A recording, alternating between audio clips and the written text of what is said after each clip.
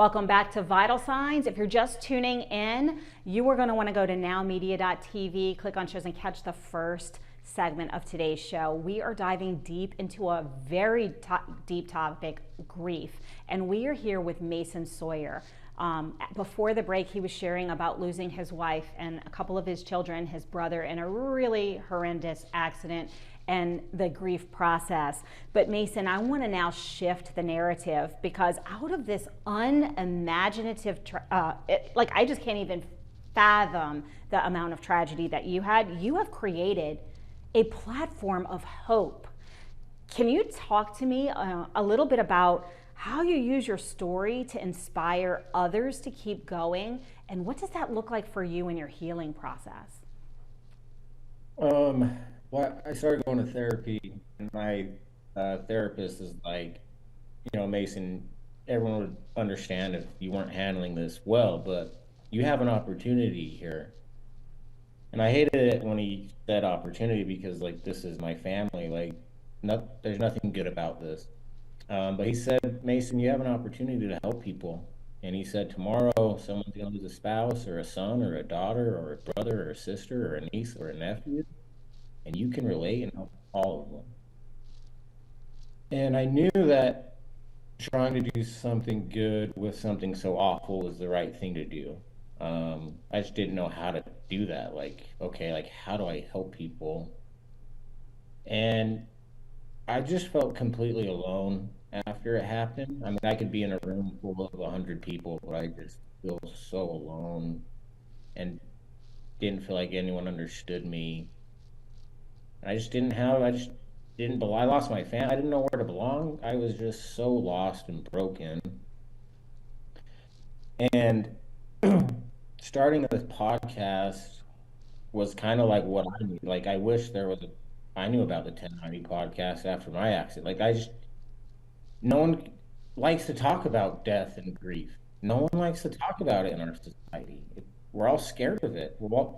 We all want things that make us live longer for as long as we can, to put it off as much as possible.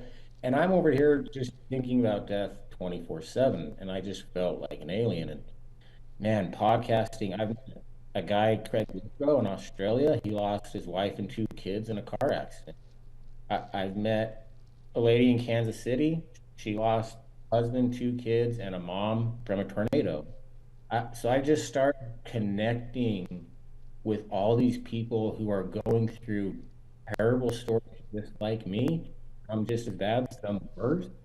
And it was very humbling for me. And I went from thinking no one knew how I felt to realizing, oh, like, we're all hurting. We're all going to experience grief at some point, and many of us are. We're just not talking about it. And that's been one of the biggest things for my podcast. It's not necessarily what I'm saying. Like, I don't think I'm saying anything new that no one's heard before, but it's just the feeling of sitting down with someone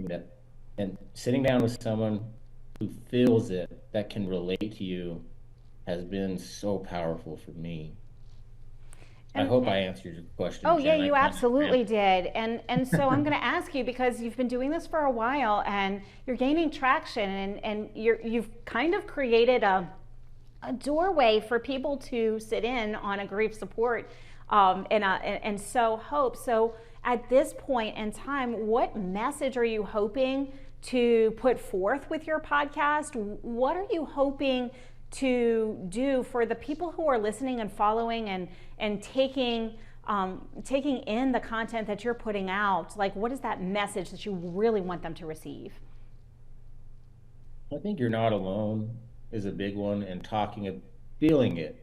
Don't don't try to not feel it. You got to feel it, and that's the hardest part of acceptance. Is accepting it doesn't make the pain go away. Accepting it, I think, in my opinion, is when you feel the most pain. But through acceptance, you're able to have some control over the pain. You're able to start a podcast or talk about it or go back to work, or I mean, you can do 1,000 different things.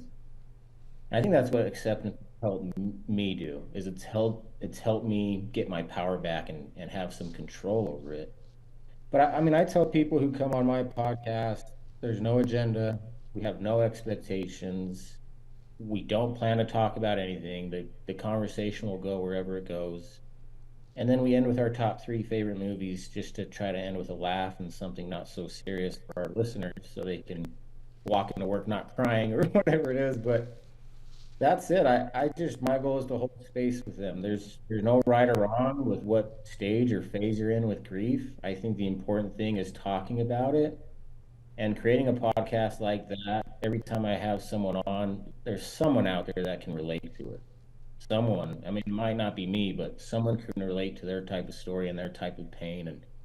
And that's that. I think that's what I'm trying to do. Just gather as much stories as I can of how people are handling grief, what they're doing with their 90%, what's working, what's not working, and just starting a community. And so, how can people watch your podcast? How can they access it? Where can they find it? Yeah, so we're on all of the major platforms. So Apple, Spotify, we have a YouTube channel. So I think if you type in 1090, and you really want to find us, it should be pretty easy to find us. Um, but yeah, I think we're in a lot of different areas. And so when I heard you speak before, and you kind of mentioned this in your story earlier, but I really want to emphasize this. You talked about how when we first are in that immense grief, we numb the pain. But when we numb the pain, we numb everything else. And so, can you kind of dive into how that acceptance and that honoring what's going on and feeling your emotions allows you to actually move forward and feel other things? Because I think some people watching this may really need to hear your message, and I don't want to share how you said it. I want them to hear it from you. No, I think the gift of grief, I know that sounds weird, but there's so many things I've learned from it, and I've grown tremendously because of it. But all those good parts of the grief are in the same spots as the terrible parts, meaning like you have to talk about it, you have to cry, you have to feel the pain of being completely broken. But what comes with that is the memories of it. I get to remember how good we had it and all the fun we had, and when you numb the pain, it's going to come back and it's going to be worse. And then you also forget them. You don't remember the love and the joy you have. You just feel the pain. You just, there's nothing good about it. I think a good metaphor is the buffalo and cows analogy. When cows sense a storm, they run away from it. They just start running. And when the storm catches up to them, they're so scared they won't stop running. Just stop running and let the storm pass. No, they are so tired, but they keep running because they're scared. And now they're running with the storm. And they're in it much longer than they ever had to be. Buffalo, they face the storm. They head right into it. And yeah, the message of the buffalo is the storm passes over quickly, but with grief, the storm never ends. It's a storm that will last you the rest of your life. But if you're a buffalo and you face the storm, that's when you get the good parts of it. The cows don't get the good parts. They just get the bad part of the storm. And I think that's one thing I've realized as I've shifted into talking about it, crying about it, is I feel awful, but I also feel love again and joy again. And I think that's a big part of the 1090 message. I love it. And if we numb it, we don't get to feel the joy that we have here. And what an amazing role model for your son as he also processes through this. He's witnessing your strength, your vulnerability. He's witnessing you're going through the motions and making it okay and making it a safe space to experience emotions. So I just want to thank you today for sharing your story and for sharing really your message of hope, because that's what it is. When we're in the thick of grief, it's very hard to see that shining hope. But when we open ourselves to feeling all the emotions, we can really solidify the positive pieces, the joyful moments, the love, the amazingness that happened. And while you're right, grief never does actually go away. It's always with us to some extent. and it will get us from time to time, there's always the positive aspect of it as well. And I know your story is going to resonate with so many. So thank you for sharing again. Once more, your website, if people are looking to get in touch with you, if they'd like to have you on their podcast, their show, if they'd like to listen to your podcast, what's the best way for them to reach you? Yeah, our Instagram, the 1090 rule, and then we do have a website if you're interested on being on my podcast, or if you want me to be on your podcast, I would go to our website or our Instagram page.